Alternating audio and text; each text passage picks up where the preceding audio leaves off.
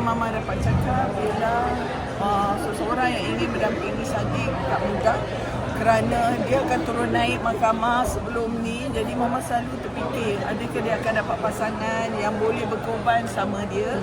Tapi Alhamdulillah Bella sanggup. Dan terus terang Mama waktu bila orang tanya kau nak Mama yang nak sebab tu bila orang tanya bila majlis, bila apa, Mama tak akan jawab. Mama hanya tunggu keputusan mahkamah hari ini. Jadi bila keputusan memihak kepada Sadiq, hati Mama gembira.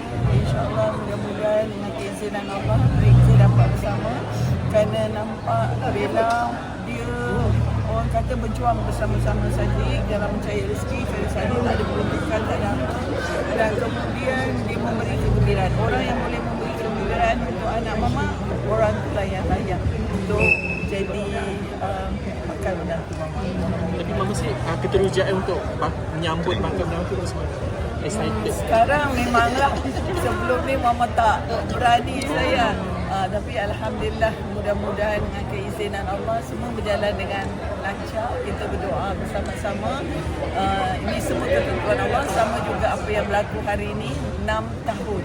6 tahun turun naik mahkamah dan sekarang insya-Allah dalam beberapa bulan ni kebahagiaan diberi kepada sepasang Mama involved ke dalam persiapan majlis perkahwinan ke akan serah pada Sadiq dan Bella? Kita memang tak ada buat persiapan lagi sebab kita tunggu keputusan hari ni sayang. Hari ni yang menentukan. Jadi bolehlah sekarang kita boleh ikatlah bunga telur. Bolehlah cari telur dekat mana.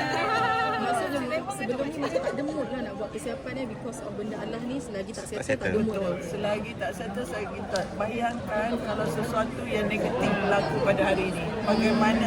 Mama tak nak mengecewakan orang saya. Berdosa. Sebab ini bukannya kalau tak dijauhkan ini bukan setahun 2 tahun sayang. Ini lama. Biarlah kebahagiaan mereka. So malam tadi tak adalah tidur lah nak menantikan keputusan hari ni. Memang tak tidur saya, tak tidur, tak makan. Ini orang kata kalau bercinta tak mandi, tak makan. Ini lain tapi syukur Alhamdulillah.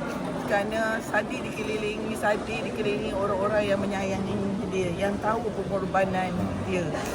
Sebab tu kadang-kadang Mama rasa terharu sangat bila orang tanya macam mana keadaan Mama takut nak cakap.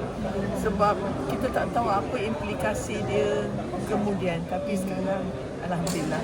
Boleh tak Mama cakap sedikit? Mama nak ucapkan terima kasih juga kepada pihak hakim, iaitu Mahkamah Rayuan, ketiga-tiga hakim dan juga Mahkamah Persekutuan kerana memberi kerjasama, memberi semua secara terperinci atas kejayaan Sadiq dan memahami perjuangan Sadiq. Dan Mama harap bagi orang yang melakukan sesuatu yang tidak baik, ubahlah sikap dulu.